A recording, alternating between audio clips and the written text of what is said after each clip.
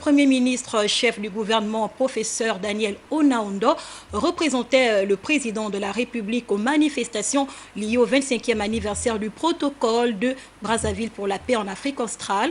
On en sait un peu plus sur le déroulement de cet événement avec nos confrères de la presse de la primature. Chef du gouvernement, le professeur Daniel Onaondo est arrivé à Brazzaville accompagné du ministre de la Défense nationale Ernest Poepiga.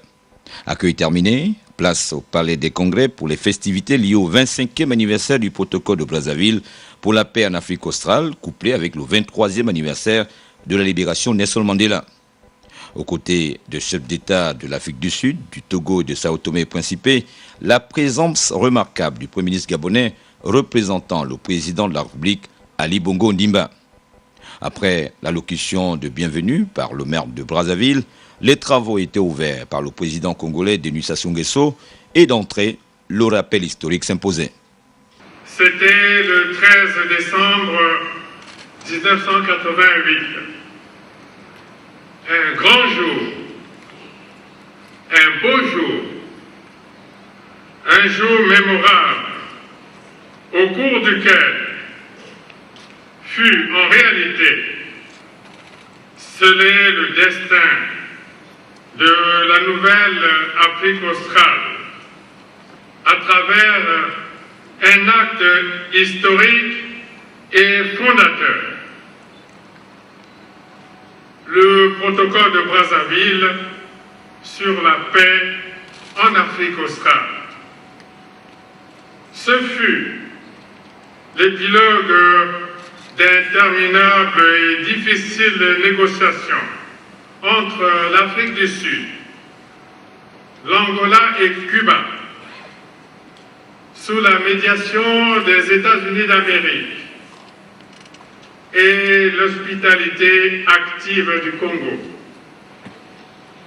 Le protocole de Brazzaville sur la paix en Afrique australe donna lieu aux accords de New York du 22 décembre 1988, ouvrant ainsi la voie au retrait des troupes cubaines de l'Angola, des troupes sud-africaines de la Namibie et du sud de l'Angola, à l'indépendance de la Namibie,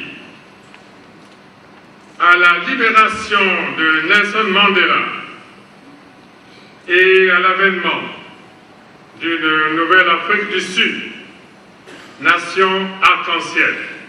Avant de terminer, le président congolais insistait sur l'adéquation paix durable et émergence. Nous sommes ici pour réfléchir aux moyens devant permettre au monde, toujours en proie, un peu partout, à des conflits et à des chaos locaux, de faire de nouveaux bonds en avant vers plus de paix, plus de sécurité collective et plus de progrès.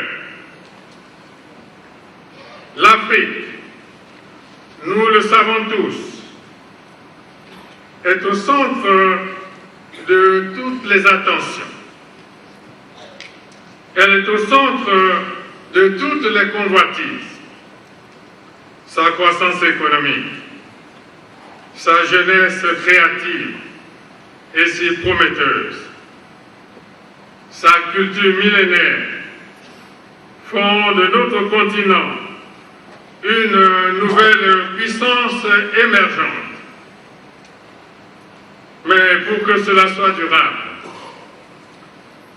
il faut une volonté politique forte et surtout, condition sine qua non, il faut la paix. Nous sommes ici enfin, en ce jour historique du 11 février, date de la libération de Nelson Mandela, pour saluer sa mémoire immortelle et célébrer son destin unique.